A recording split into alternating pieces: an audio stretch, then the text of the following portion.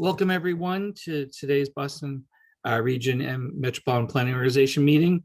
I'll read the notice. Do you want to go back for a second, John? Sorry. Notice of non-discrimination, I'll quickly go over. You're invited to participate in our transportation planning process, regardless of your race, color, national origin, including limited English proficiency, religion, creed, gender, ancestry, ethnicity, disability, age, sex, sexual orientation, gender identity, or expression, veteran status, or background. And you can read the full notice of all your rights and protections at www.boston.org/MPO_non_discrimination. Thanks, Jonathan. I'll quickly go over the guidelines. I'm sure most of you are familiar with them. All participants will join the meeting with muted microphones. Please rename yourself, including your first, last name, and affiliation. Please do not unmute and mute yourself. As with most of these virtual settings, please use the raise hand function, which is found by clicking on the participant at the bottom of the screen. If you're on the phone, you can use *9 to raise your hand. If you have any technical difficulties, please contact Rasheen Foley via rfoley@ctps.org or 857-702-3704.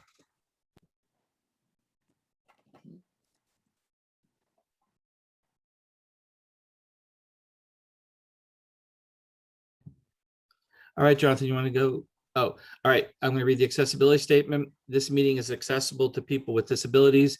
Zoom products are compliant with exceptions with the following standards: web content accessibility guidelines 2.1, level AA standards, and revised section 508 standards. If you require any additional accommodations in order to participate fully in this meeting, please contact Roisin Foley, MPO staff at rfoley@ctps.org or 857-702-3704.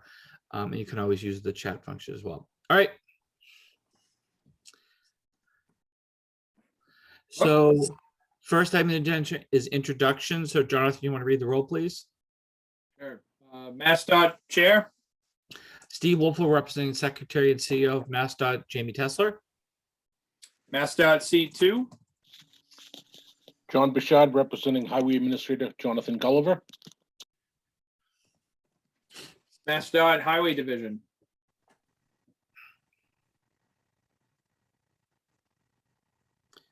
Jonathan, I think John Romano's going to be about a half an hour late, so. Okay. MBTA. Jillian, I know, is out today, so I don't think that he will be here. Okay. Massachusetts Port Authority.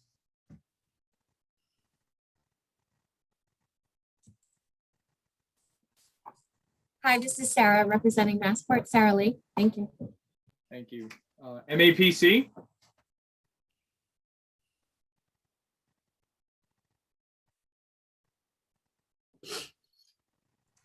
Good morning. This is Eric Barrasso with the Metropolitan Area Planning Council. Thank you. MBTA Advisory Board. Good morning. Amira Patterson representing the MBTA Advisory Board. Thank you. Regional Transportation Advisory Council. Leonard Diggins, MBTA Advisory, I'm sorry, the Advisory Council here. Thank you. City of Boston, BTD.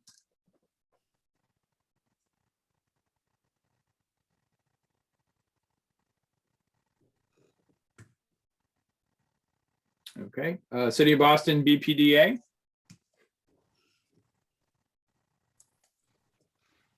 Hey, Jim Fitzgerald with the BPDA representing Mayor Janey in the City of Boston. And Bill Conroy is running about half an hour late as well, so he'll be jumping in soon. Okay, thank you. At large, City of Everett.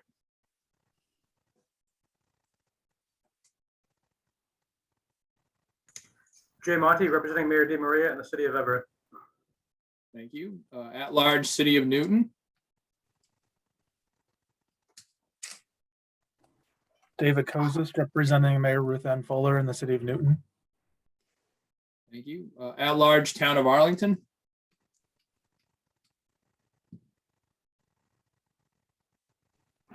This is Daniel Amstutz, at large Town of Arlington, representing Select Board Chair Steve DeCourcy and the town. Thank you.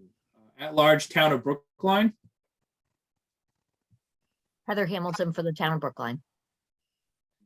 Intercore Committee, City of Somerville.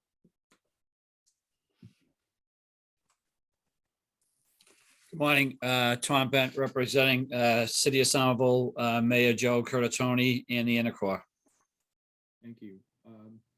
Minuteman Advisory Group on Interlocal Coordination, Town of Acton.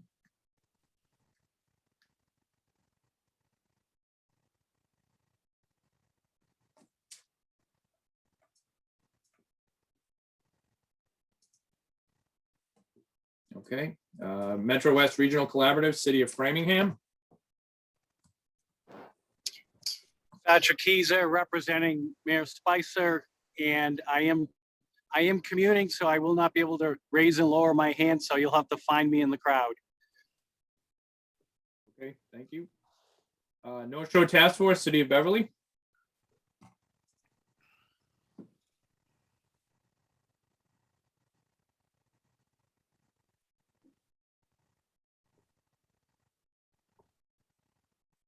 Okay. North Suburban Planning Council, City of a town of Burlington. Melissa representing Chairman Jim Tigas. Thank you. South Shore Coalition, Town of Rockland. Jen Constable, Town of Rockland for the South Shore Coalition. Thank you. Southwest Advisory Planning Committee, Town of Medway.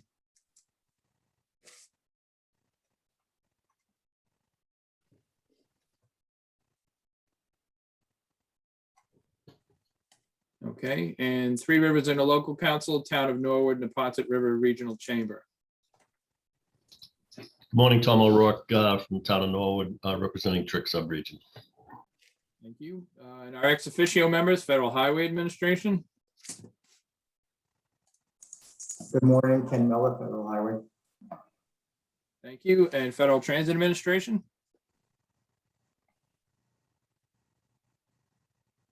And that calls the roll, Mr. Chair.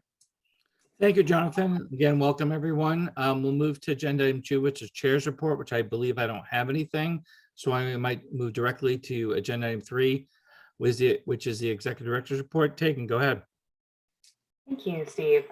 Welcome, everyone. If you haven't been to one of these meetings before, my name is Tegan Tyke, and I am the Executive Director of the staff to the Boston Region MPO.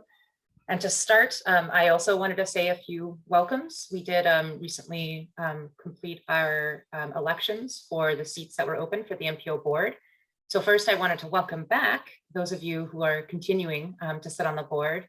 So we had the town of Burlington re-elected for the at-large town seat, and today represented and usually represented by Daniel Amstutz. Welcome back, Daniel. Also, the city of Newton has been re-elected for the at-large city seat. And they are represented today by David Kozis, and welcome back, David. And then, of course, the town of Norwood has been re-elected for the Trick subregion, represented today by Tom O'Rourke. So welcome back and congratulations. And then I also wanted to extend a warm welcome to new MPO board members. First of all, I probably should have said something last meeting, Sarah, but I did want to welcome Sarah Lee, who is now representing the Massachusetts Port Authority, or Massport. Just for your information, she's a senior transportation planner there in the Strategic and Business Planning Division. So welcome, Sarah Lee, to join us on the board. And then we have one new elected member, the town of Burlington, and you heard her introduce herself today. They are representing the North Suburban Planning Council, and Melissa Tintakoulis said hello. She's the Economic Development Director for the town and is representing the Select Board Chair, James Tigas, as she mentioned already. So welcome, Melissa. If you have any questions, please don't hesitate to reach out, to raise your hand and to ask those questions. You're very welcome to. So that is my welcome. I wanted to provide you with a few staff updates today, actually. I usually talk about recruitments, but I also wanted to say first that I ran for and was appointed to a seat on the board of the Association of Metropolitan Planning Organizations, an agency known as AMPO. I hope most of you are familiar with them. They are the MPO's National Member Association, and they're committed to strengthening MPOs. And they provide services like technical assistance, training, peer exchange. They release a lot of policy reports and do analysis on what's happening at the federal level. And so we chose to reinstate our membership with AMPO recently to be able to take advantage of that support. And we also, I believe, I had a goal to sort of elevate more the work of the Boston Region MPO and also connect us better with our peers across the nation on best practices. So I really do feel that this board appointment will help me work with you to advance that goal. And I'll be happy to talk more as that evolves. I think it's also really interesting to note that AMPO is itself at in a strategic kind of planning process to think about how it wants to grow or change to better serve MPOs, which in some ways parallels that the staff to the Boston Region MPO has also recently gone through a strategic planning process and is now in the implementation of our first year of our strategic plan. So I'm very excited to serve there. Then we are, as staff, continuing to recruit additional members. We've had a few leave the agency recently, and we're also adding on a few others. We just recently hired a new project accountant who I believe is on the call today, so you can probably find her in the list if you would like to. She is Silva Ivasian, and she joined us, I believe, just this week. Perhaps it was last week, so she's brand new with us. We also recently closed out 2 outreach positions, 2 engagement positions. One was a manager of outreach and communications, and the other is the public outreach coordinator. So we are in the midst of interviews for those 2 positions and hope to have news relatively soon about how we will fill our engagement needs. And then we have a transportation planner / sort of analyst that works a lot with T and other projects. And that posting just closed this week, yesterday. And we have another one closing tomorrow, which is for the new transportation planner that will take over the UPWP, as well as our climate resiliency work. So again, keep an eye out, please, for more postings. We would love for you to help spread the word when we have these recruitments out so we can get the best people we can. Then next in my report, I'd like to give you a few outreach highlights. So first of all, the Transit Working Group hosted its first virtual coffee chats of this fiscal year on the 26th, and the topic on the 26th was the human services transportation topic. And then we have a number of future coffee chats that are scheduled, and they are listed, just so you know, at our Transit Working Group webpage, so you can see what's coming up. And if you're interested, please don't hesitate to reach out to Sandy Johnston to be on the mailing list for those groups. So we have one tomorrow on regional rail station access. We have one on November 8th on closing transit gaps. We have one on November 17th, which is about the driver shortage.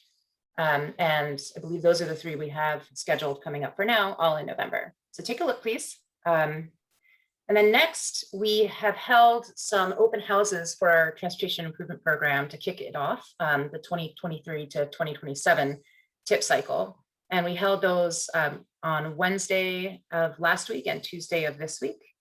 And we took that as an opportunity to have an open house to share sort of what's coming up with the tip process and give a chance for some Q&A, particularly with municipalities who attended.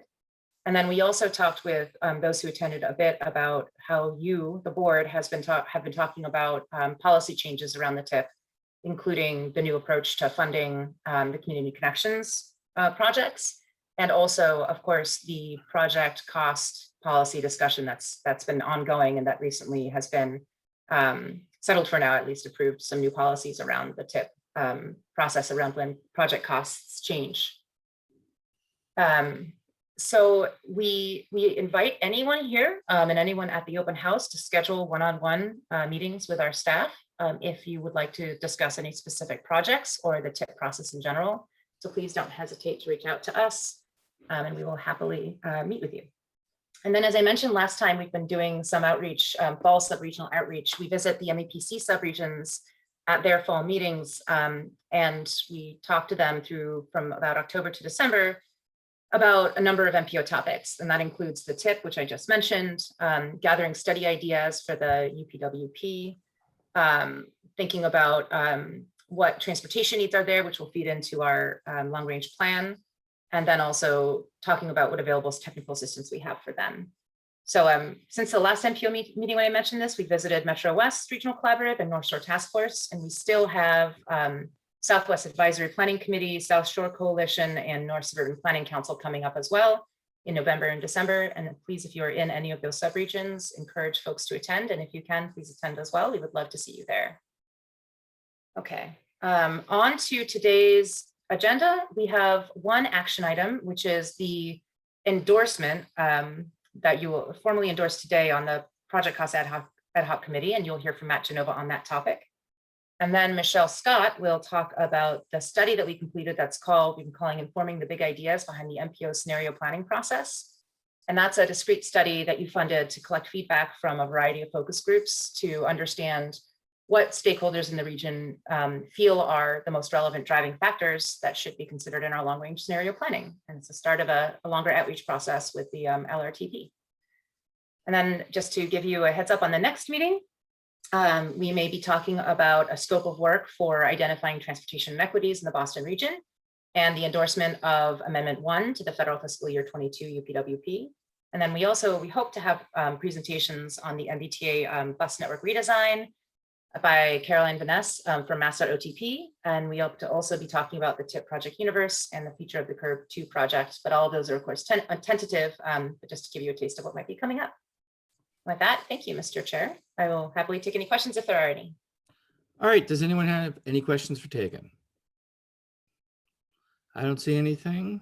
So why don't we move to public comments? Agenda item 4, are there any members of the public that would like to address the MPO today? Jonathan, you see any hands up? I don't. I do not. All right. So why don't we move to agenda item 5, which is committee chairs reports. Are there any committee chairs that would like to present today or have any comments or any reports today to the MPO?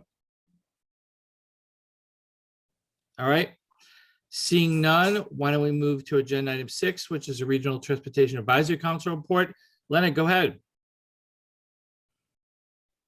Thank you, Mr. Chair. And since I butchered my intro, I will introduce myself to new people by saying that I am the MBTA Rider Oversight Committee's representative on the Regional Transportation Advisory Council. So I am the chair of the council, and I'm here to tell you that we have not had a meeting since our last MPO meeting, but in our upcoming meeting next week on the 10th, we will be having Frank Tremontozzi representing Mayor Koch, who is now on the board of directors representing the MBTA Advisory Board. And we just want to get a sense of what the new board of directors hope to accomplish and what the representative for the advisory board what he has in mind. So we'll do that, and we'll also have Ann again to talk to us about the launch of the next LRTP cycle. And that's probably it. In our December meeting, we're hoping to talk to Bill Kuttner about freight before he retires. So thank you, Mr. Chair. All right, any questions for Leonard? All right, seeing none, can we move to action item 7, which is approval of MPO meeting minutes for September 23rd, 2021. As most folks know, when you make a motion second, can you please state your name and your affiliation? So can I have a motion a second to approve the September 23rd, 2021 meeting minutes? Eric, go ahead. Good morning, Eric Barassa with MAPC, and I make a motion to approve the September 23rd, 2021 MPO meeting minutes. All right. Is there a second? Who's the other one with the hand raised? Oh, Daniel, go ahead. Daniel Amseth, Town of Arlington, seconds the motion. All right. Anyone have any comments or questions or changes to the minutes? Ken. Thank you, Mr. Chair. Just on page 4, I guess I think I need to clarify my clarification. I'm not sure if I said it wrong in the meeting or the summary may not be entirely accurate, but I just want to clarify in terms of inflation at rates, the TIP, the MPO can propose a different rate than the 4%. The 4% is a default that Federal Highway suggests that MPOs use when programming, but the MPO can propose a different rate, either higher or lower. It doesn't, provided there is data to back up any proposal, which we would then approve. So it doesn't have to be higher, it can be lower, it can be anything you think is the MPO, any data supported rate that the MPO thinks is appropriate. Thank you. All right, Eric and Daniel, you fine with that change? Because you guys made the motion second. Daniel, you good? Yes, thank you. All right. Any other changes or comments on the minutes? All right, seeing none and making the change that Ken requested, Jonathan, can you please read the roll? Stephen Wolfle, Yes. John Bouchard, John Bouchard, yes. Sarah Lee,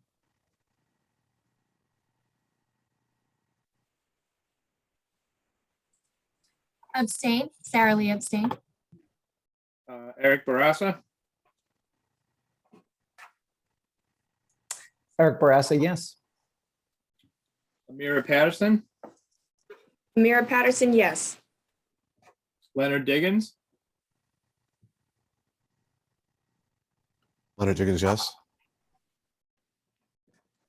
Jim Fitzgerald, Jim Fitzgerald, yes. Jay Monty, Jay Monty, yes. David Kozis, David Kozis, yes. Daniel Amstutz, Daniel Amstutz, yes. Heather Hamilton, Heather Hamilton, yes. Tom Bent, Tom Bent, yes. Patrick Keyser, Patrick Keyser votes yes. Darlene Nguyen, Darlene Nguyen, present, and I vote yes. Thanks. Melissa Tintakoulis,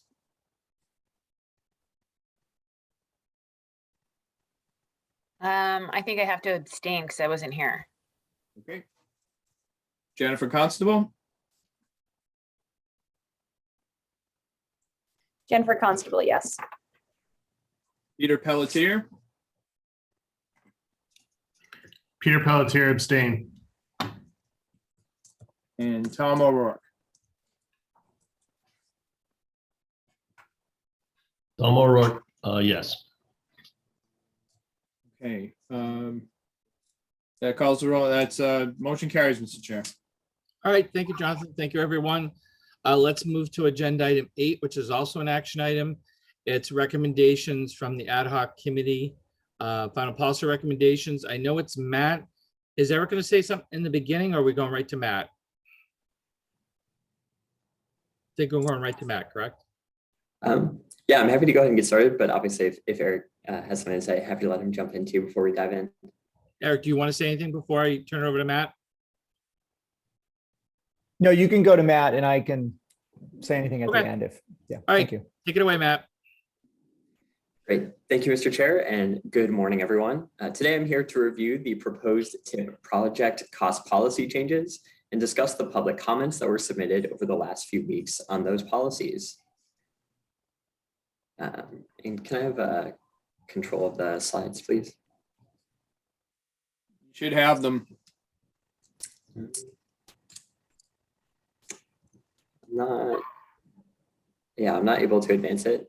So I guess I could just call the next slide if that's helpful. Okay. Thank you. So here's the ground that we'll cover today. I'll start by highlighting our main goal for the conversation, and then we'll dive into a recap of the proposed policies recommended by the TIP Project Cost Ad Hoc Committee. I'll then discuss the public comments that were submitted on those policies, and we'll outline some next steps in the TIP process. At the end of the presentation, we'll open things up for a conversation on all of the above, concluding with a vote on whether or not this board would like to formally adopt the proposed policies as governing guidelines for the TIP process. Next slide. So we'll begin with our goal for the day. Next slide. Just to reiterate, today we'll focus on a discussion of the public feedback that we received on the policy proposals before the board for consideration. The aim today is for this board to vote on whether or not to adopt these policies as proposed. Next slide.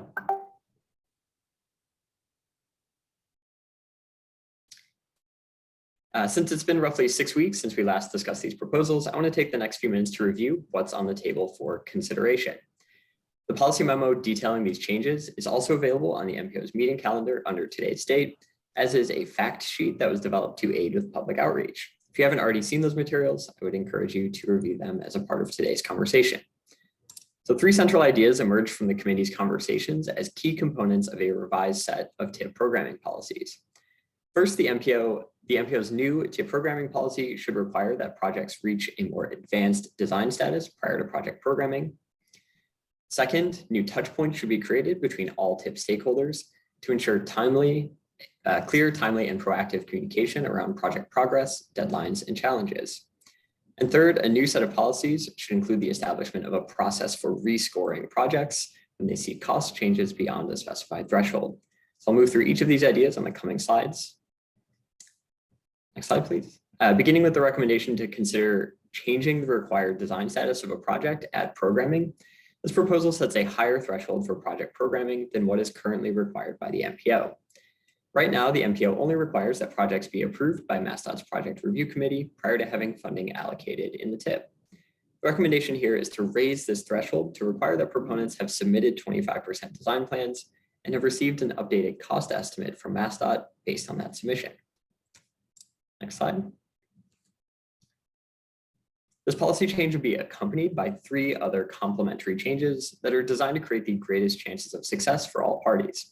First, the MPO should formalize a preliminary project evaluation step to allow proponents to have their projects scored by MPO staff prior to advancing to 25% design. This will provide proponents guidance on how likely their project is to receive MPO funding before significant local funding is invested in project design. Projects could be scored anytime after PRC approval, just as they are today, and these scores could be shared with the MPO so that the board has an understanding of the projects in the pipeline for funding in the near future. And again, that mirrors current MPO practice. Second, sort of complementary proposal here is that the MPO should establish year-over-year project development benchmarks to set clear expectations for proponents from the time of TIP programming until their projects are advertised for construction bids. And finally, MPO staff should create additional supporting materials to help proponents understand the TIP process and move through it smoothly. Such a how-to guide could include things like the project development benchmarks that I just mentioned, as well as links to MassDOT resources that help facilitate the 25% design submission and other critical steps. Next slide. The committee's second recommendation is to increase TIP stakeholder communications, which is really a multifaceted policy proposal. Changes to these communications would involve establishing biannual check-ins between MPO staff, project proponents, and MassDOT staff on project status, and that would be over and above sort of regular communications through the TIP process. Another proposed change here is to encourage project proponents to include MPO staff on any design submissions to MassDOT. And then finally, also require that project proponents present to the MPO when there are major cost or scope changes to their projects. Next slide.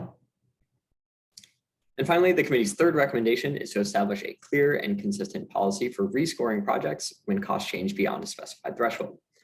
This proposal involves a multi-step process that projects would move through in the event of a cost increase. The proposal is to establish a threshold for triggering this process of $2.5 million for those projects that are over 10 million in original cost, or 25% of project costs for those projects that are under $10 million in cost. If proponents exceed this threshold, they would be required to attend an MPO meeting to explain the causes of the cost increase to the MPO board. If the cost change is the result of an updated project scope, proponents may request that the project score be updated to reflect the new changes. The new cost and score would then be analyzed for cost effectiveness relative to other TIP projects. Next slide. So to measure cost effectiveness, staff have proposed using a 4-quadrant matrix in which project score is plotted against cost per point, with projects divided into tiers by relative values on these metrics. Tier 1 projects are high score, low cost per point, which will qualify them as the most cost effective relative to their peers. Tier 2 projects are low score, low cost per point, and also high score, high cost per point. And then finally, Tier 3 projects are low score, high cost per point, or the least cost-effective projects relative to their peers in the TIP. So in using a system like this, Tier 1 would be the first priority for funding, followed by Tier 2 and Tier 3. So I know there were some questions raised last time we discussed this about the dividing lines between the quadrants and how those were set. In this example, the median values for score and cost per point for the sample of projects were used as the cutoff points to set those dividing lines. Some questions have also been raised about setting programming priorities across tiers 1 through 3, and whether or not both of the Tier 2s that are on this should be considered equally. The answer to both of these sets of questions is that the specific methodology for determining cost effectiveness is flexible and is really ultimately up to this board. Next slide. Staff have proposed this system because it allows for a way to visually compare projects as they change, and because using project score and cost per point helps to measure cost effectiveness in a way that doesn't just make the cheapest projects look the most cost effective. This allows the MPO to understand the relative value of projects, which will help when decisions need to be made about which projects to move across fiscal years as costs and schedules change each year in the TIP. So staff's proposal is really to pilot this approach for this coming TIP cycle, assess how it works, and then adjustments can always be made in advance of future funding rounds. Next slide, please. In addition to assessing the cost and score of projects when costs increase, the proposed process would follow the sort of regular MPO practice around project programming, where board members take into account a host of other information in deciding how to handle any cost increases. The board will likely want to consider the cost, score, and readiness of other program projects in the TIP, the availability of funds across federal fiscal years, whether or not the projects with cost increases have had prior cost or readiness issues, and the distribution of MPO funds across investment programs, among other information. This makes the 4-quadrant system that was on the last slide just one of a number of tools that the MPO has in its toolbox to interpret cost increases and assess possible paths forward for any given project. Next slide. From there, the board would need to make a decision on each project. The board may elect to adjust or address cost increases in a variety of ways. The board might elect to fund the cost increase in the project's current fiscal year, or may elect to fund that cost increase in a later fiscal year. The board could choose to not fund the cost increase, requesting that the proponent seek additional funding from another source, or find ways to reduce the project's cost. And finally, the board may also elect to remove a project from the TIP in the event that a cost increase can't be covered and decisions are made that a project is no longer sort of at the same value as was originally envisioned when programmed. As noted on the last slide, the goal here is really to allow the MPO to have a framework for addressing cost increases, but to do so in a way that still allows latitude for board discretion on each project. This recognizes that each project can have its own unique set of circumstances, and the board should be in a position to consider those when making decisions on project funding. Next slide. So collectively, these policies seek to achieve a number of goals. First and foremost, these policies aim to reduce the prevalence of large-scale cost increases that disrupt the overall TIP program and place significant limitations on the MPO's ability to fund new projects. These policies also aim to increase collaboration between MPO board and staff, MassDOT staff, project proponents, and project consultants. The more that all parties are on the same page, the more likely it is that the TIP process can produce good outcomes. Recognizing that cost increases are difficult to avoid entirely, these policies also seek to create a rational, predictable framework for addressing those cost increases when they do occur. And finally, these changes should support the MPO's decision-making by providing this board with additional tools and information at critical points in the TIP process. Next slide. So now that we've reviewed the proposed policies, let's discuss the feedback that was received on them over the last several weeks during the public comment period. Next slide. I want to start with a summary of the outreach process that was conducted by MPO staff.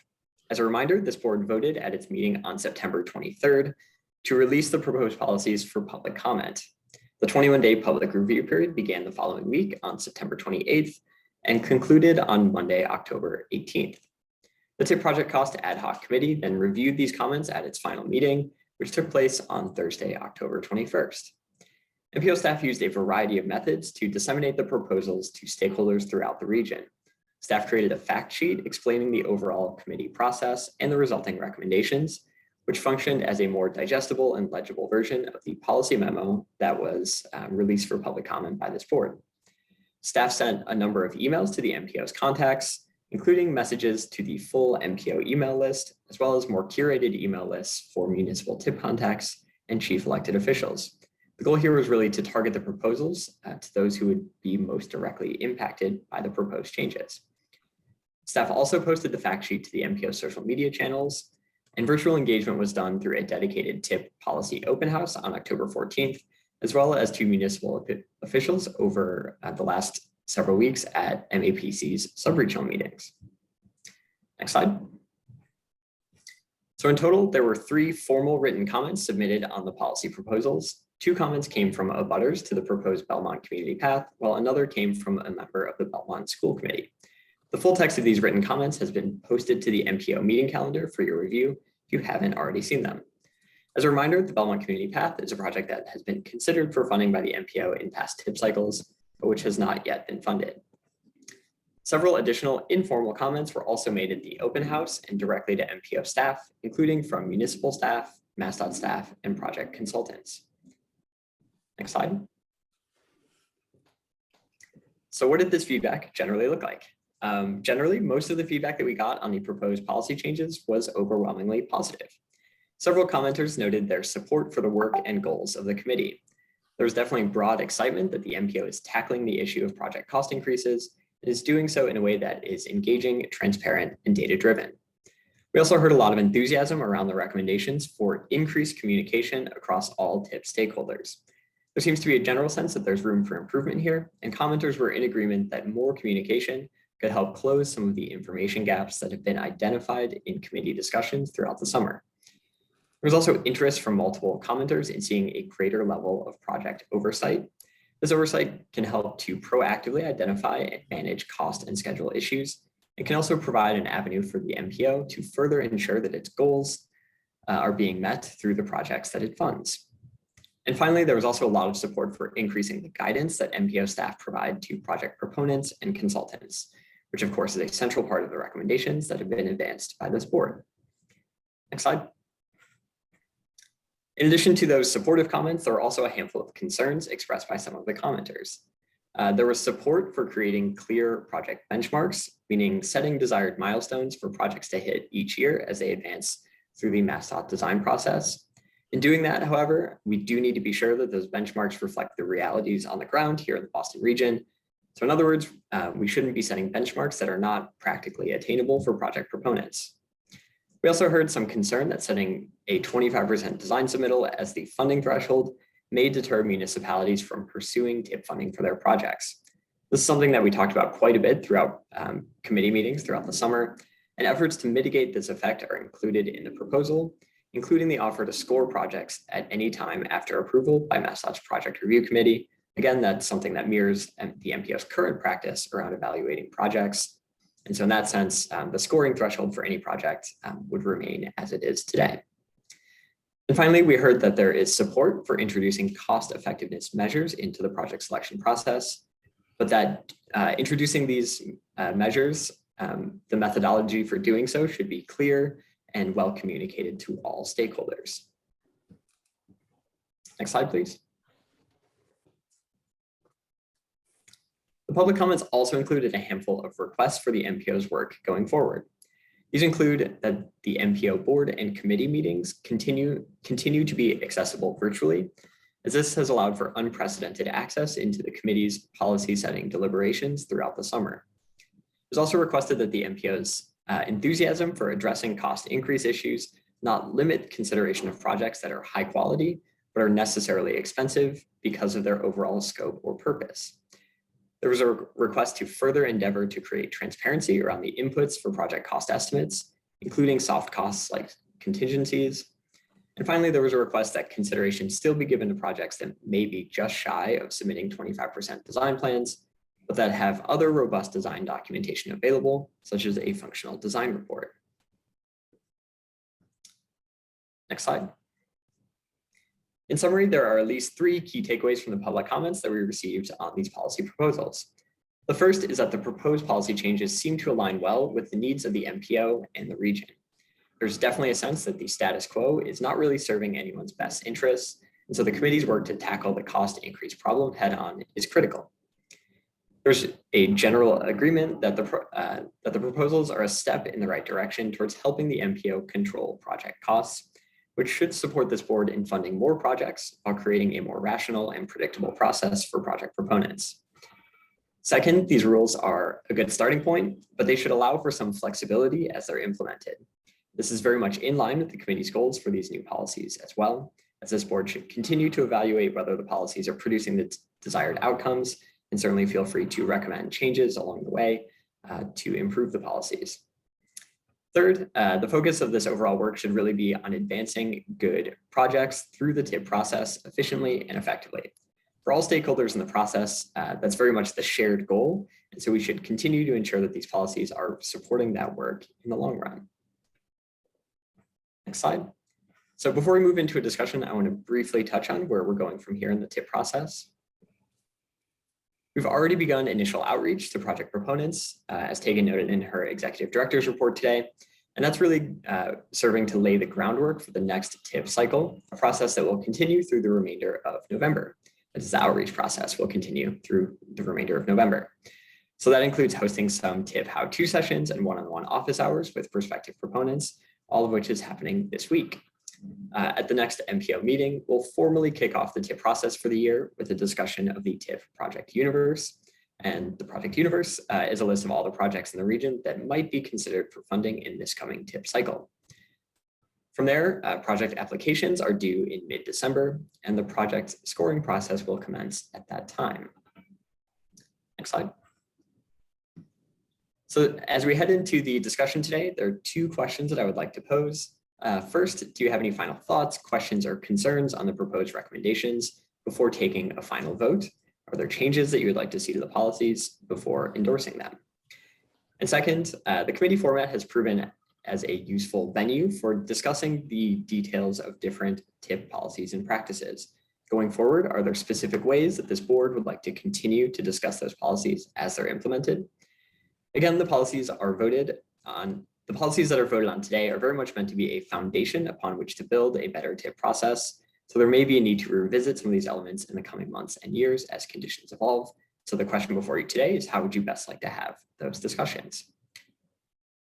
And with that, I'll turn things back over to the chair for a discussion and vote.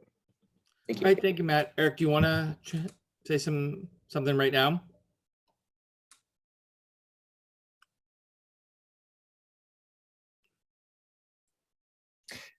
Yeah, thank you, Matt. I really appreciate that very thorough overview. And yeah, I do think that the first and foremost thing we'd like to, I think, talk about is really getting any sort of discussion and ultimately approval of this policy.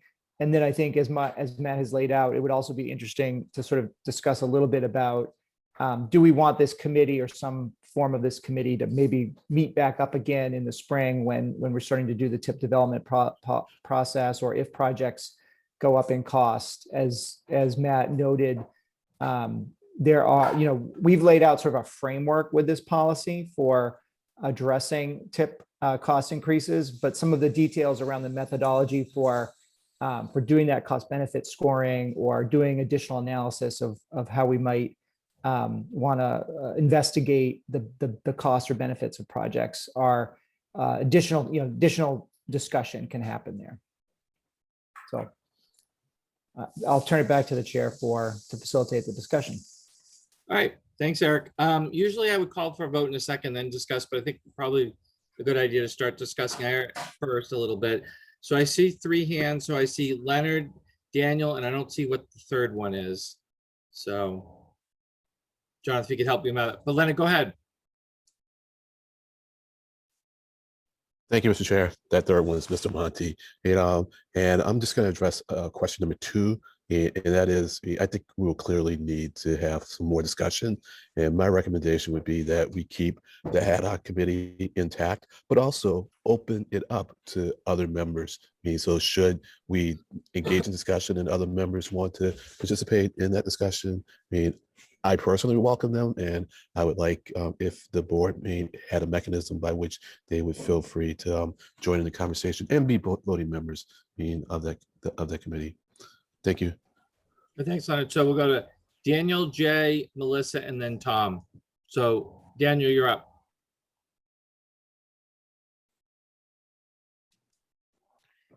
Thank you, Mr. Chair, and thank you to Matt for that nicely detailed presentation and rehash of the policy recommendations, and to Eric as well, and to the ad hoc committee for this.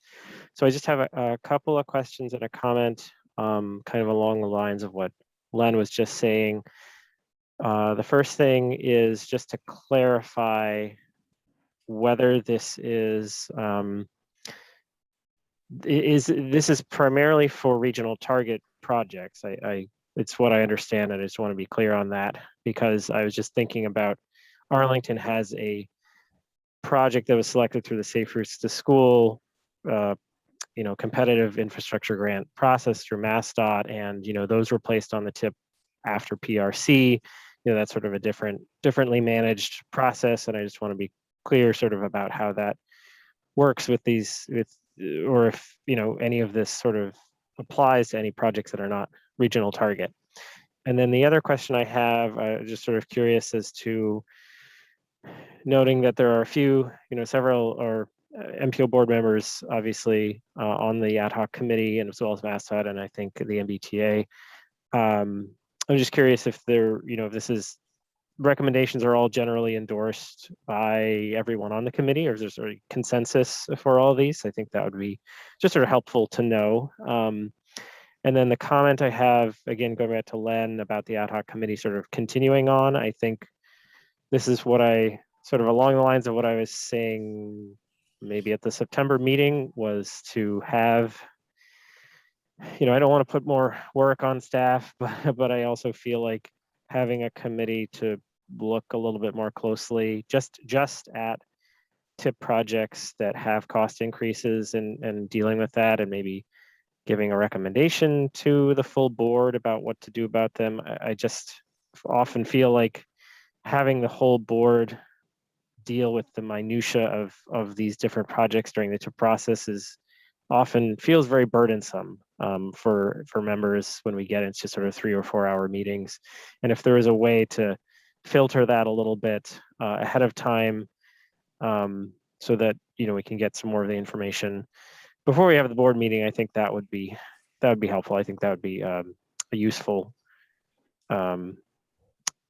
action or useful task of such a committee. So put that out there and take any responses. Thank you. All right, Matt, do you want it? So the question about what happens with the ad hoc committee, let's put that aside for a second. But Matt, do you want to answer Daniel's first question, and then I'll move to Melissa? No, actually, Jay's next. Sorry. Yeah, absolutely. Thank you, Mr. Chair. So Daniel, these policies would only apply to regional target projects. So just those projects that are directly funded by the MPO and have sort of direct purview there. And then let's see, your second question on whether or not the vote was supported by all members of the committee. So the committee did take a vote to release the or sort of formally recommend the policies to the MPO board, and that vote was unanimous. I don't think we had 100% attendance at that meeting, but everyone who was present and voted did vote in favor of sending the recommendations to the full board. So that's sort of where the support is. And I'll just say that the goal of the committee meetings over the summer was really to try to build consensus. And so we took a very iterative approach on drafting the recommendations, sort of taking feedback, at each successive meeting to make changes. And so really the goal is to build sort of a consensus-driven recommendation for the full board. So yeah. All right, thanks, Matt, for that. Jay, you're up next.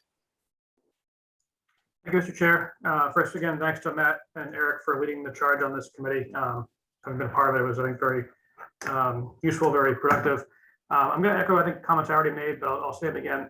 I'm fully on board with the first two recommendations. The 25% threshold, I think, is by and large the biggest policy change we can make to control costs. Of course, recommendation number 2, to have more touch points, more interaction as the project goes on. Great.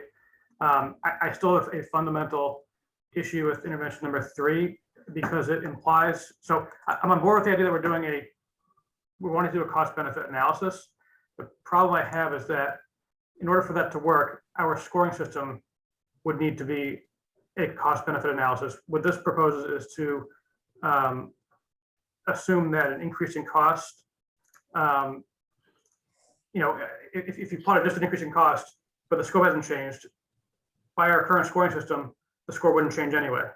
So you're going to be effectively penalizing a project just for cost with no real change in scope. I think the better thing to do here would be to use this policy if there's a change in scope rather than a change in cost, because that would be the true measure of whether there's a cost benefit analysis, or we update our scoring system to include cost benefit in each of the categories. But I think as this is written, I think it just doesn't work. It creates a sort of fallacy that a increase in cost must automatically mean the scope has changed or something about the project is not as worthwhile. And I think that's not really true. What we found was that most of these costs weren't actually scope changes. They were just, really trying to determine the cost too early in the process and not fully understanding, the engineering challenges. So I would really encourage a change to this number 3. I think as written is going to be very misleading and ineffective. All right, thanks, Shay. Melissa, and then Tom, and then Ken.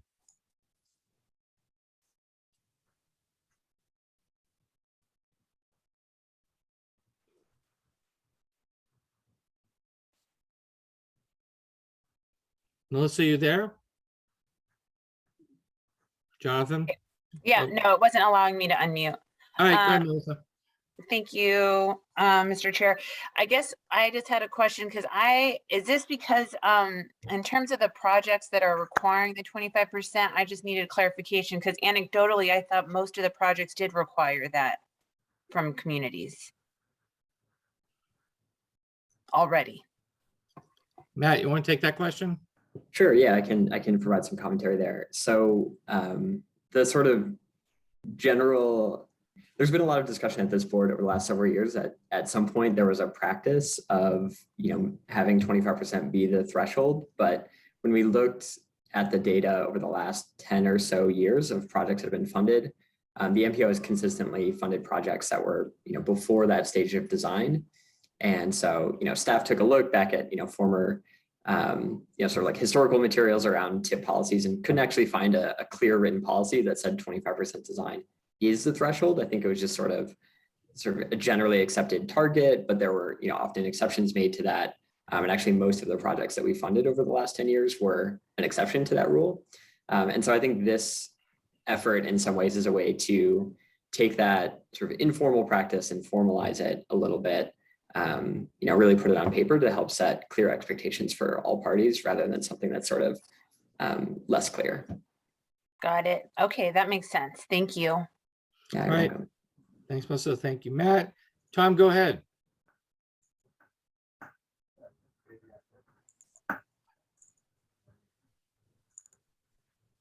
Okay, thank you. First of all, again, well, like others, I wanted to thank Eric for the great job he did chairing this committee, and Matt and any other staff that worked on this. Was a lot of work over the summer. And my fellow committee members.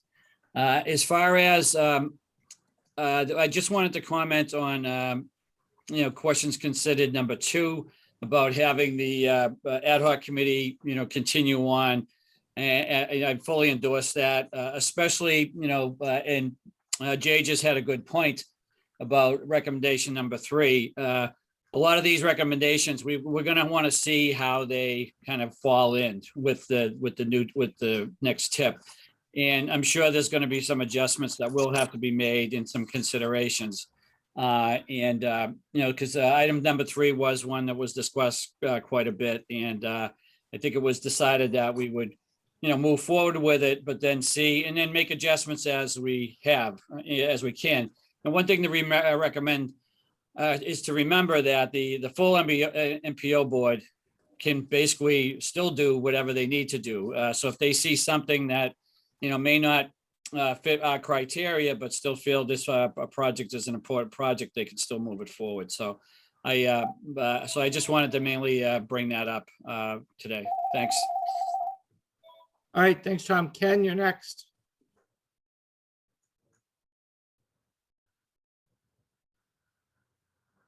Thank you, Mr. Chair. Just a comment on the cost benefit. I think there's a distinction to be made between a cost benefit analysis and some kind of unit cost comparison. A unit cost comparison can be helpful in just looking at whether projects make sense and sort of comparing projects to see whether they're in a reasonable range of costs. That doesn't imply that you're actually doing a cost benefit analysis, which is very difficult because then you have to try to quantify benefits. That's what your evaluation criteria are for. You don't necessarily need to compare the costs and the benefits. You can just look at costs and see if you have outliers, whether it's cost per mile, cost per rider, cost, whatever. So there's a distinction. I just want to point out that it doesn't have to be cost benefit. I would start with just looking at some unit cost comparisons. And secondly, I would suggest that I think this is a great first step for the MPO to start getting a handle on some of these cost increases, but I think some further work could be helpful in applying some of these methods to projects as they're taken in, not only when a cost goes up. Thank you, Mr. Chair. Thanks, Ken. Eric? Yeah, thank you, Mr. Chair. Yeah, just to address a couple things here. So, Ken, thank you. And you consistently made that point, and I do want to recognize that. And I do feel like in the memo, we talk about that as another piece of the analysis that we do want to do. So for that third kind of policy recommendation, what we're saying here is we are not setting in stone in this document how we will do that. That will be determined at a later date. We will bring that to the MPO along with the analysis. And I think you're absolutely right, Ken. Looking at some type of cost per unit, especially for projects that are very similar, could be another really good way of understanding what's going on. I do think that the proposal is at the beginning to do some type of analysis, as Matt was describing, to look at where projects, lie on that chart. And then if their cost goes up, then Jay, to your point, I think the idea is to rescore them based on the scope change. And so the project might actually increase in score as well as cost because the scope has changed. So there is a relationship there between scope change and cost. So we do want to better understand that. But I think for today, like we're not, the policy is not proposing a rigid methodology that is set in stone, and there will not be any other opportunity to discuss that. And I really appreciate Tom Bent's point about that. We discussed that at the committee level, that we do ultimately want to bring all of this back when projects do come up in cost to sort of describe what were the different ways that staff evaluated them, so that everyone on the MPO can see that sort of transparency and help us understand, what are the different ways that we can do that again sheds light on why is the project going up in cost, and then ultimately what does the MPO want to do, and what is the information that we want to know to understand why we treat one project or one municipality different than another. At least this is a more transparent and kind of a more data-driven way of doing that. All right, Jay. Well, thanks, Eric, and I appreciate that. I think in looking at the document here, it does get kind of detailed about how that process would work. I understand we can obviously change it, but it does, talk about, the likely options of either the town having to bring in more funding or, so it just seems like a lot of detail for saying that we're just setting a general framework, and maybe I'm misreading it. Again, I'm fully on board with cost benefit. I know where we're trying to go here. I'm not trying to, poo-poo the whole thing. But I just want to be careful that we're doing this in a way that is I don't want to mislead folks and imply that simply a cost increase is indicative of a less cost-effective project. And I'd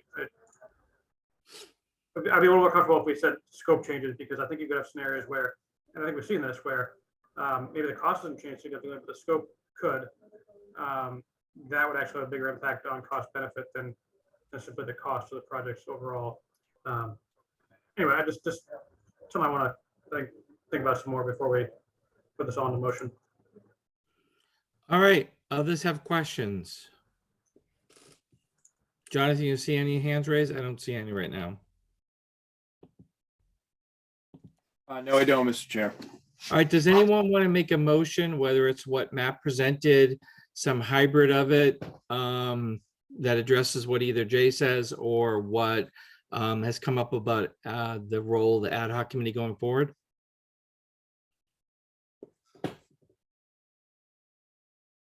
Yeah, Eric. I'd like to make a motion to approve what Matt presented today. And I do think they're built into this policy is tremendous flexibility. And I guess I don't know if this is appropriate for a motion, but I do feel that it would be good to keep this committee assembled and not disband it, and have the ability for the committee to get back together again. And honestly, it's November, tip season is going to come pretty quickly. So we might even want to propose a meeting at some point in December to talk more about that. And in that meeting, we can talk more about this conversation about, how if projects do go up in cost, how we are then, evaluating them. And I think there's opportunity, and Matt, correct me if I'm wrong, but I feel like we said in the memo that again, nothing is set in stone, that this is more of a policy framework. We wanted to have details so people would understand what direction how we're thinking, but that there's plenty of opportunity both for this committee now and even for the full MPO board to, discuss in more detail. So I guess my motion is to adopt the policy as recommended. All right, is there a second? Leonard, I see your hand raised. I don't know if you have a question or seconding it. I'll second the motion to accept the proposal as is and to keep the ad hoc committee intact. All right, so a motion second. Any further comments or questions? Jonathan, you see anyone's hands raised? Just Len's, which I think is left over from before. Okay. All right, if there's no further questions, Jonathan, please read the roll. Oh, wait, Len has his hand up again. I think he may have a question. Oh, nope. Okay. Stephen Wolfel? Yes. John Bouchard? John Bouchard, yes. John Romano? John Romano, yes. Sarah Lee? Sarah Lee, yes. Eric Barassa? Eric Barassa, yes. Amira Patterson? Mayor Patterson, yes. Leonard Diggins? Leonard Diggins, yes. Tim Fitzgerald? Jim Fitzgerald, yes. Jay Monty? Jay Monty, yes. David Kozis? David Kozis, yes. Daniel Amstutz? Daniel Amstutz, yes. Heather Hamilton? Heather Hamilton, yes. Tom Bent? Tom Bent, yes. Austin Siganowitz? Austin Siganowitz, yes. Patrick Keyser? Thatcher Keyser votes yes. Darlene Nguyen, Darlene Nguyen votes yes. Melissa Tintakoulis, Melissa Tintakoulis voting yes. Jennifer Constable, Jennifer Constable, yes. Peter Pelletier, Peter Pelletier, yes. and Tom O'Rourke. Tom O'Rourke, yes. Motion carries unanimous, Mr. Chair. All right, thank you to the ad hoc committee members and Matt. We'll move on to the next agenda item, which is agenda item 9, which is informing the big ideas behind the MPO scenario planning process, which is Michelle. Michelle, you have the floor. Thank you, Mr. Chair. Jonathan, do you have control of the slides? Yes, I do. Excellent. If you could advance those for me, that would be great. Yep. Good morning, everyone. I'm Michelle Scott. I'm one of the managers of the MPO's Long Range Transportation Plan, or LRTP, and I'm here to present the results of the informing big ideas behind the MPO scenario planning process project, or Big Ideas Project for short. Before I get started, I'd like to make a few acknowledgments. I've been helping to get this project over the finish line, but this outreach effort was managed and led by Kate White, who was the MPO's outreach coordinator at the time. She had done a ton of hard and thoughtful work to set up the focus groups and to engage the stakeholders who participated.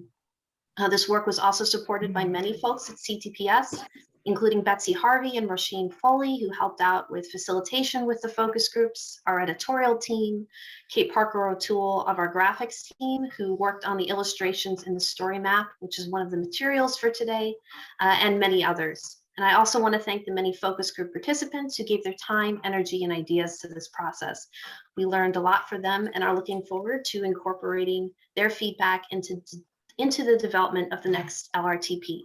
Next slide, please. So there are a couple of key items I hope you'll come away from the presentation with. First, MPO staff conducted the Big Ideas Project to gather what are effectively the ingredients for an exploratory scenario planning process that will support our Long Range Transportation Plan, or LRTP. And I'll talk a little bit more about how exploratory scenario planning works further on in the presentation.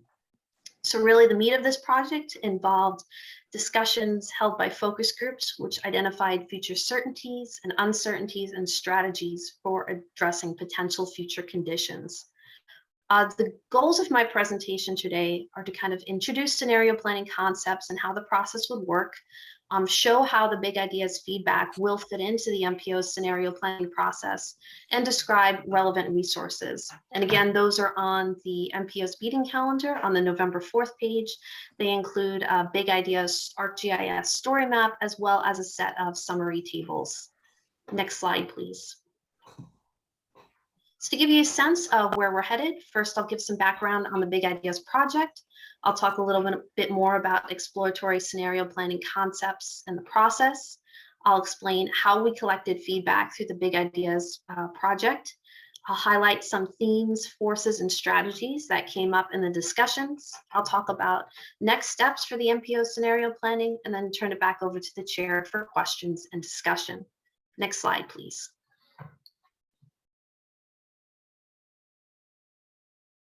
So the Big Ideas Project was one of the projects included in the federal fiscal year 2021 Unified Planning Work Program.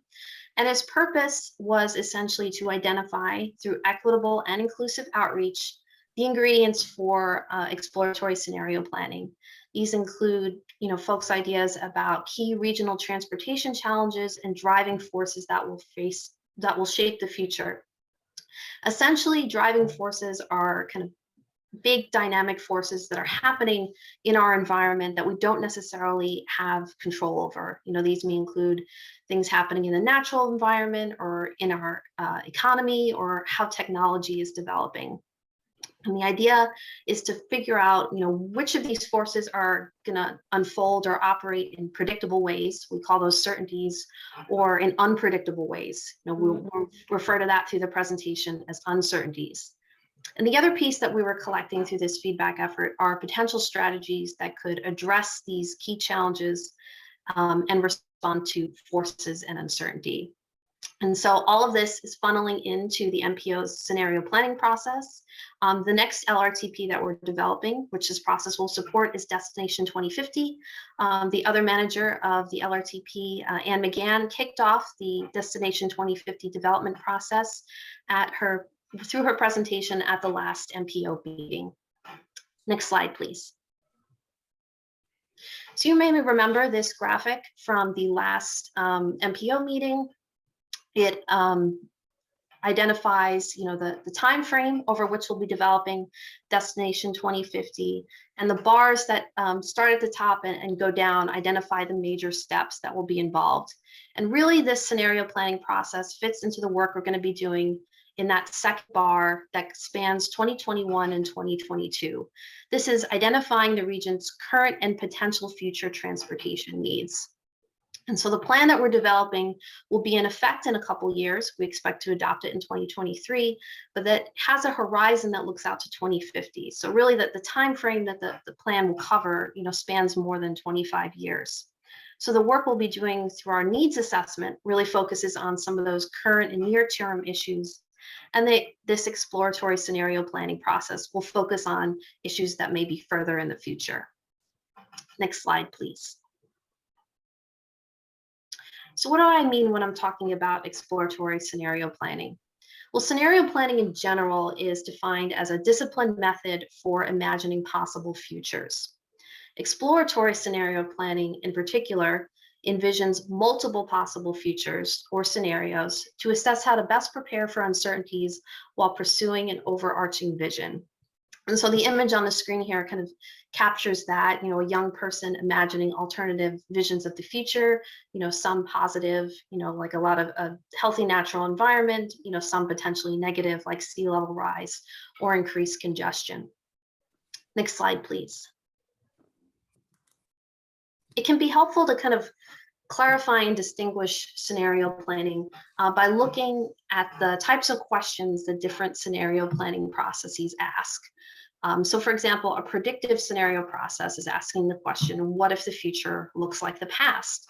A normative process is more focused on what future do we want and how do we get there? Well, an exploratory scenario process is really different because of the way it looks at multiple potential futures. And these include futures that we might be looking forward to or that we might desire, or those that we might be afraid of. And really grappling with the uncertainty of what's actually going to come to pass and figuring out how to prepare for it. Next slide, please. So why do exploratory scenario planning? It's really a way to cope with that uncertainty. As I mentioned, the plan that we're developing is going to look over more than 25 years into the future. And that's a pretty wide time span for changes and disruptions to potentially happen. And we've certainly experienced in the last year or so a lot of change and disruption, even through the COVID-19 pandemic and the effects that it's had on how people work and how they travel. So basically the process enables us to identify strategies that might be able to work in multiple futures and address uncertainty that way and help us develop ways to adapt to change. This type of scenario planning work also helps us to collaborate with our partners in the region about how we can improve transportation, even in spite of this uncertainty.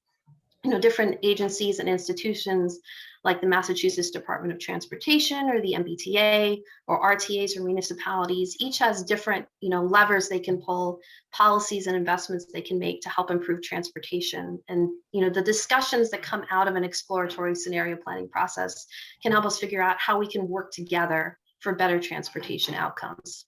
Next slide, please. So how do we do exploratory scenario planning? Well, broadly speaking, there are 4 major steps involved in the process. First, we really focus on analyzing, what some forces are uncertain that may be shaping our future. We bring those findings into creating scenarios, creating those stories about what the future might look like. analyzing those scenarios using tools, data, and conversation, and bringing what we learn into developing and implementing plans to respond to the future. Next slide, please. So the big ideas feedback that we collected through this project will really filter kind of all the way through the scenario planning process, but it really plugs in the first and third of these steps. So the discussions that were had, focused on identifying some of those forces that will shape the future and identifying which ones may be more certain or more uncertain. And then in that third phase, the conversations really flag some important strategies that could help us avoid or mitigate undesirable future outcomes. And as I go through the presentation, I'll talk a little bit more about the types of feedback that will feed into those phases. Next slide, please. So how did we go about the approach for the Big Ideas project as MPO staff? So as I mentioned, we collected this feedback in a series of focus groups. And when planning the stakeholders to reach out to, we wanted to create focus groups that would reflect diverse perspectives. So MPO staff sought participation from stakeholders representing municipalities, agencies in the region, community organizations, chambers of commerce, and advocacy groups.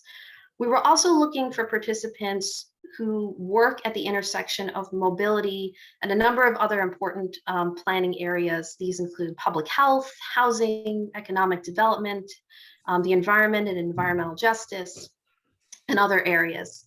We were also focused on reaching out to stakeholders from organizations who work with communities that have faced barriers to participating in civic life and are often underrepresented in planning processes. So that comes back to that equitable and inclusive outreach that I mentioned at the beginning of the presentation. Next slide, please. So overall, we had 53 individuals that actually should be from over 40 organizations who shared feedback for this process. The slide here depicts the logos of a number of those organizations that participated, including Union Capital Boston, Livable Streets, Beyond Walls, and a number of others. So we really appreciate all those who got involved and shared their feedback. Next slide, please.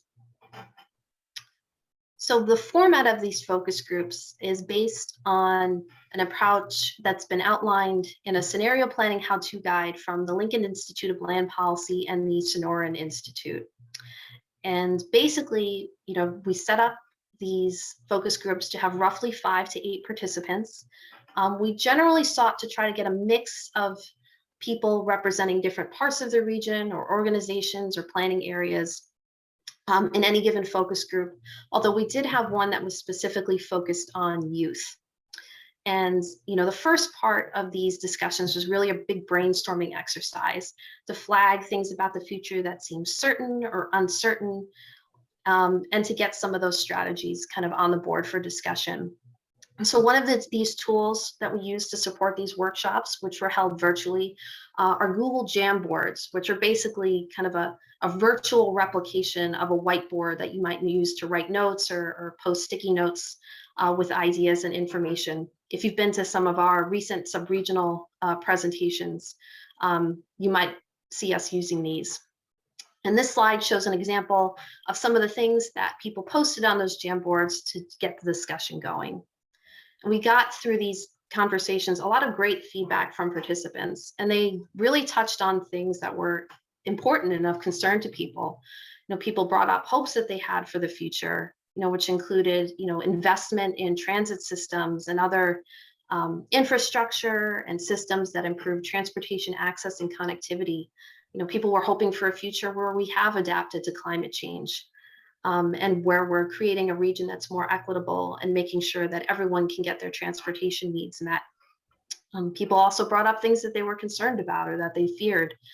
People were concerned about a disinvested transportation system, transit in particular, and fearing declining transit ridership, even as personal single occupancy vehicle use might increase. People were concerned about more extreme weather. Factors around climate really came up during the focus group that we did have with youth and the concerns and there, as well as concerns about extensive displacement of people from their communities in the region caused by things like a lack of affordable housing. Next slide, please. So in gathering and organizing this material, we created established a series of themes. And so the written materials that we have, the story map and the summary tables, really organize the certainties, uncertainties, and strategies in these categories. And they include environment, economy, technology, consumer preferences, policymaking, housing and land use, and demographics.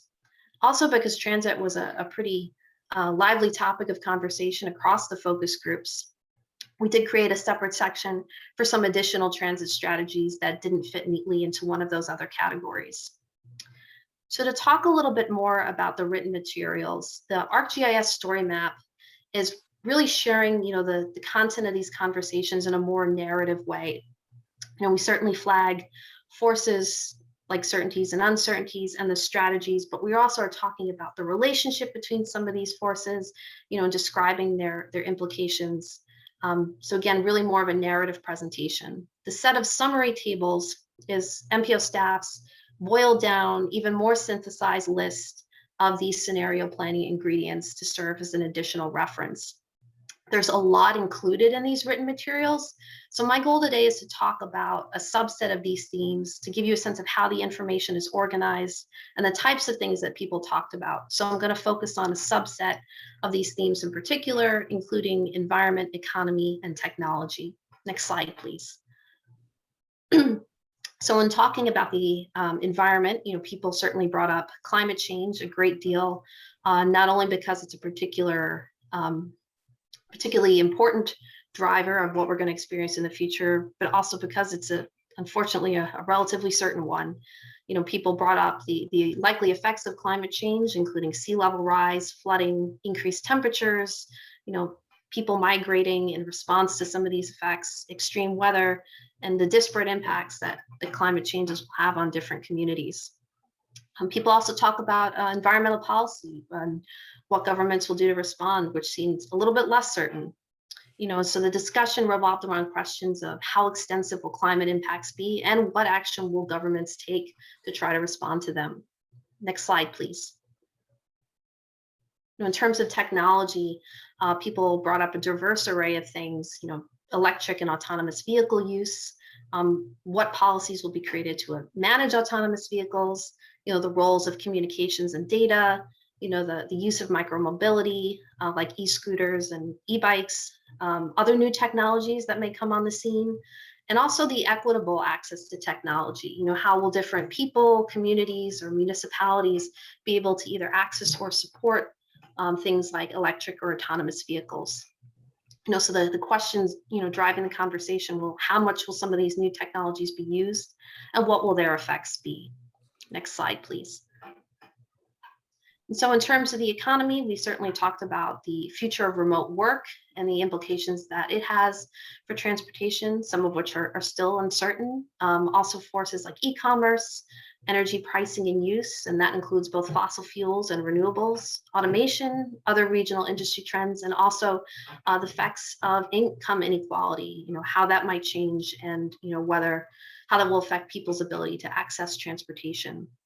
And so questions that people kind of conversed around included, how will community change? What will happen to downtown retail as a result of things like e-commerce? And how much will we still be relying on fossil fuels for transportation in our day-to-day lives and economic activity? Next slide, please. So the second part of these workshops really focused on ranking these certainties and uncertainties. So on the screen here, we have a matrix with, increasing uncertainty forming that vertical axis and increasing importance forming the horizontal axis.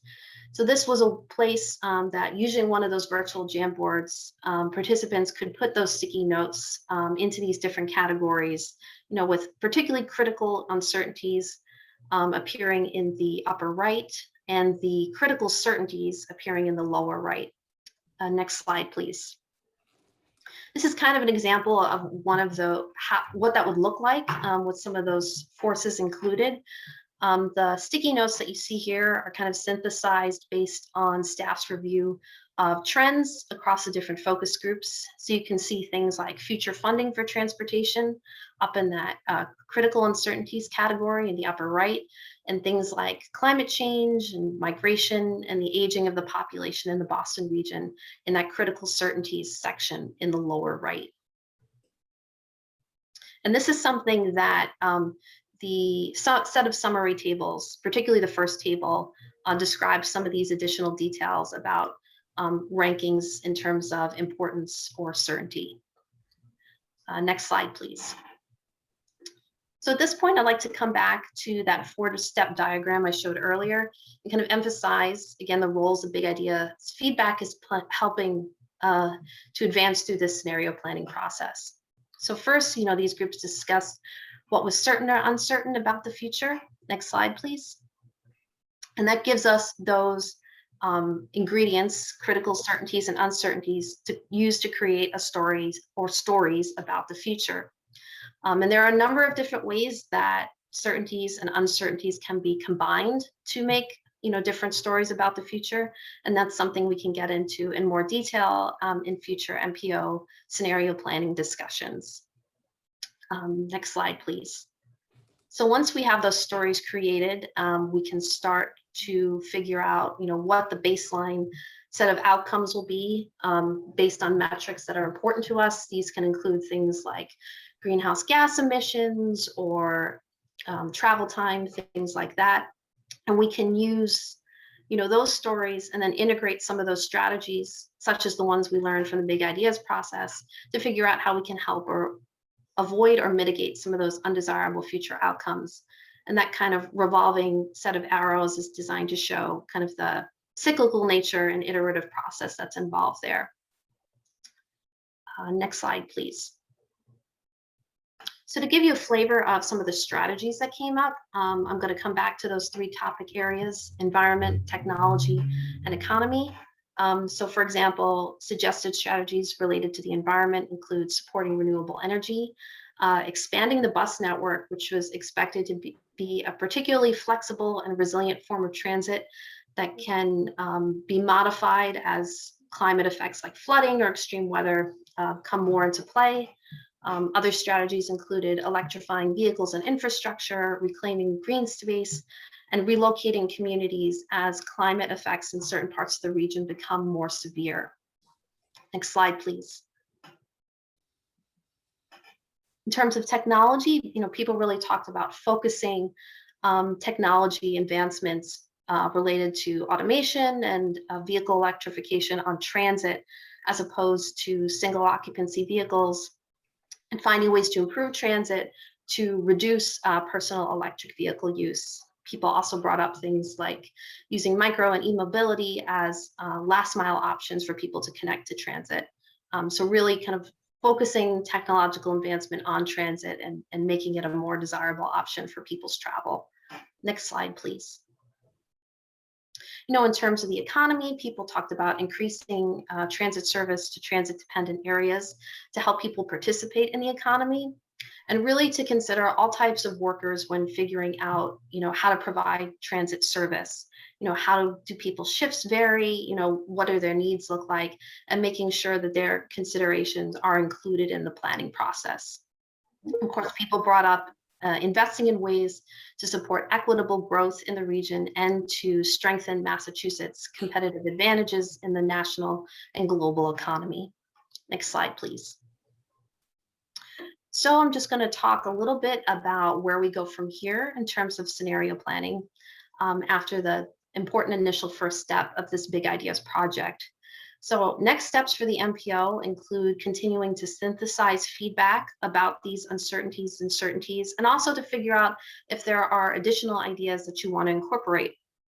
And then one of the ways we're planning to do this is to, as staff, host an MPO member focus group. And if you participated in the TIP criteria update effort a year or so ago, you may remember some of these focus groups as kind of more casual settings to talk through particular issues of a planning process. So we would like to host one of these focus groups to have more conversation around these certainties and uncertainties.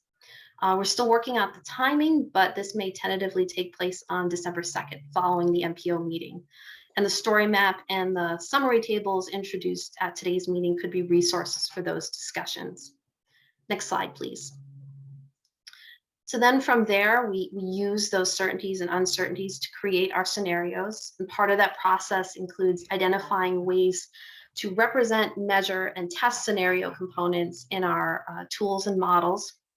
So for example, how do we show things like flooding and climate disruption and its effects on the network in our travel demand model? So questions like these are things that we're already working out with MPO staff's analysts and travel demand modelers. This step also involves choosing the particular method we'll use for creating scenarios. Some options that are common are picking kind of two, major critical uncertainties and kind of looking at alternative combinations of how those forces work together. But there are a number of different ways we can approach this, and we will be talking about that. And using that method, we will create scenario options for the MPO to prioritize for the next step of planning. Next slide, please. So then we move ahead to analyzing those scenarios, looking at baseline metrics for what these futures might look like, and then integrating some of those strategies and representing them in the scenarios to see how they might mitigate or avoid like negative potential future outcomes. Next slide, please. So I just want to mention that the story map that's posted on the MPO meeting calendar today will also be posted following this meeting on the MPO's new Destination 2050 website, which we launched earlier this week. This is available at bostonmpo.org/destination2050, all one word. And this will be kind of our hub for posting information about the Destination 2050 planning process as it unfolds. So we hope you'll check it out and share it with the communities and stakeholders that you work with to help get them involved. So that concludes my presentation, and I'd like to turn it back to you, Mr. Chair. Thanks very much for your attention. All right, thank you, Michelle. Questions for Michelle?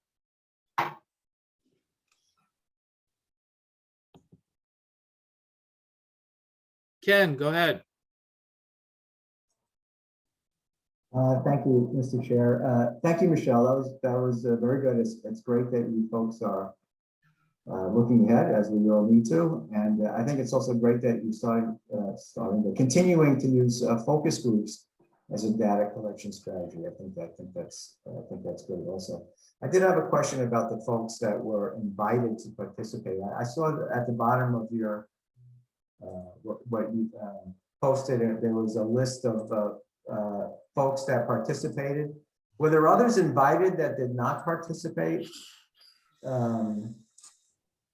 There were. We had a longer list than those who were able to participate, and the list there kind of reflects the people that we worked with and how they wanted to be acknowledged in some of the final products. We did have a longer list that was kind of compiled through organizations that we work with regularly through our outreach, including our equity outreach. Some recommendations that we got from CTPS, executive leadership and MPO members.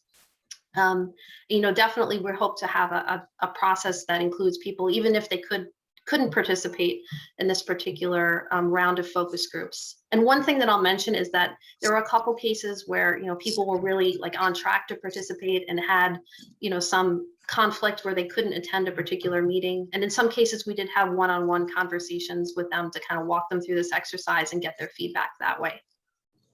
Yeah, I think that's important too. In addition to focus groups, you can also consider just interviews and one-on-one kinds of meetings too.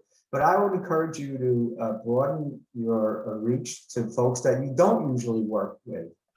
I've noticed that there were no representatives, and this may not be because you didn't invite them, I'm not saying that, but there were no representatives of the freight community or shippers or other users of the highway system. Like it or not, every day there are 13 million vehicle trips in the Boston region, only about 1 million transit trips.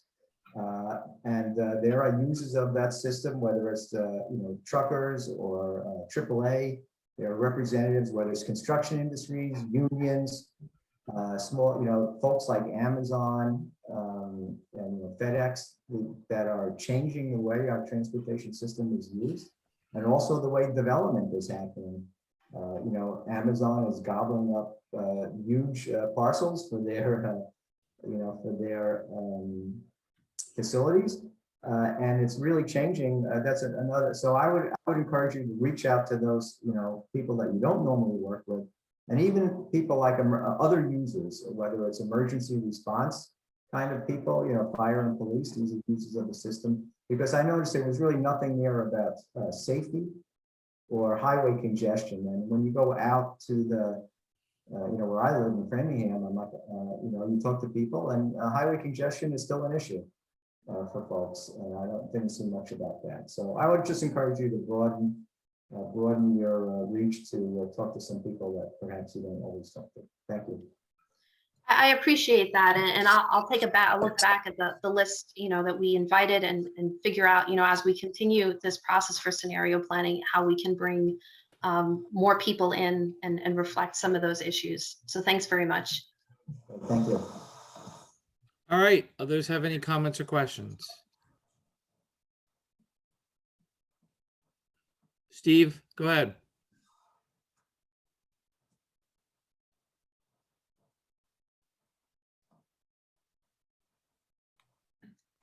Yes, on that table, there was all these things marked NA, not applicable. And I thought every one of them really was applicable. So what do you really mean there? Oh, sure, I can clarify that a little bit. So, in looking across the trends of the different focus groups conversation, there were some things, related to either importance or certainty that really came out kind of loud and clear from those conversations. There were other cases, and where you might see that NA indicated that where people brought something up, but we didn't have, that level of detail coming out the conversations in the same way. So we wanted them listed, and I think that's one thing that we can continue to talk through as staff working with you, the MPO members, because all of these factors are important, and we can dig into even ones where we didn't have details necessarily coming out of the focus group conversations to get your perspectives on their certainty or importance. And that's one of the things that we're hoping to do at the focus group coming up in December. Yeah, so I think what you're trying to say is those things just weren't mentioned, weren't discussed, but I don't think they're not applicable is the appropriate way to phrase that. Sure, we can think about a different way of doing that. Yeah, I mean, because those things were very, they were important. They're certainly, they are applicable, definitely.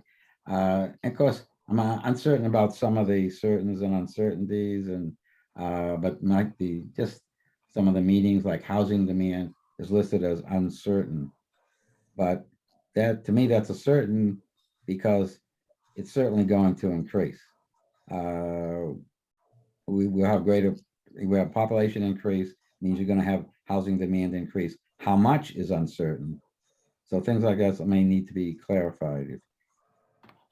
Sure, and in creating, this document, we were trying to really, reflect what was coming out of the groups. And, one of the things that we hope to do in that focus group is really get your MPO's member perspectives. Do you agree with, some of the things that people are saying? If you don't agree, let's talk about it, and let's figure out how to flesh things out a bit more.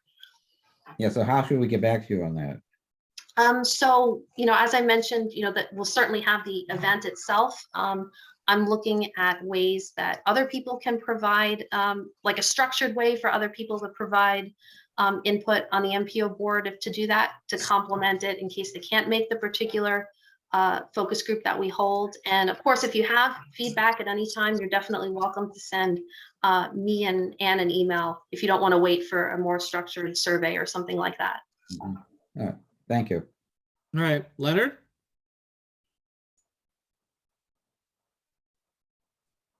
Thank you, Mr. Chair. I mean, I started to just do this privately with you, Michelle, but it'll just be one last thing on my to-do list, and that is to encourage you to talk with or meet with the advisory council anytime you want to have these kinds of discussions, or if you want to try out something and approach me, we'll be happy to put you on the agenda if we need to make our meetings a little bit longer. That's fine. If we need to have an extra meeting, that's fine. But I know people on the advisory council are interested, and so we're a resource for you. So feel free to utilize this anytime. Thanks. Sure, that's great. We can definitely keep talking about that offline. Thanks, Lynn. All right, anyone else have any comments, questions for Michelle? All right, seeing none. Thank you, Michelle. All right, we're on to agenda item 10, member items. Does any members have any items for the MPO today? Mr. Chair, if I could interrupt just for a minute. Oh, yes. Yep. Go ahead, Jonathan. I missed Bill Conroy on the vote for the TIP recommendations, so I wanted to just capture his vote before we moved on. All right, do you want to vote, Bill, on that? Yes, thank you, Jonathan, for acknowledging me, and I vote yes. Thank you. All right. Thank you. Thank you, Jonathan, for reminding me. I know I told you you're going to need to remind me. So, we're on to member items. Does any members of the MPO have any items for the other members of the MPO? I have one, just that Moving Together is now in a virtual conference that will be on December 7th, 8th, and 9th. And it will, the registration's essentially been open for a week, and we haven't really started publicizing. We just started yesterday, and we're already over 200 registered attendees. So please make sure if you're going to go, there is a fee this year. It's $50 to attend. It's not free like last year. Just check it out on the University of Massachusetts Transportation Center website. So, all right. I think with that, can I get a motion, a second to adjourn? Then I'll have Jonathan read the roll. Oh, Eric, go ahead. Sorry. Mr. Chair, I'll make a motion to adjourn. Is there a second? Leonard. I'll second that. All right. Jonathan, can you please read the roll to adjourn for today?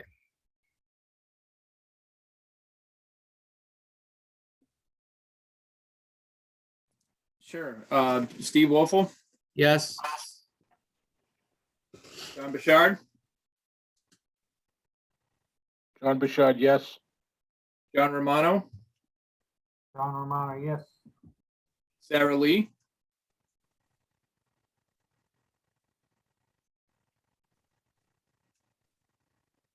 Eric Barassa? Eric Barassa, yes. Mira Patterson? Mayor Patterson, yes. Leonard Diggins? Leonard Diggins, yes. Bill Conroy?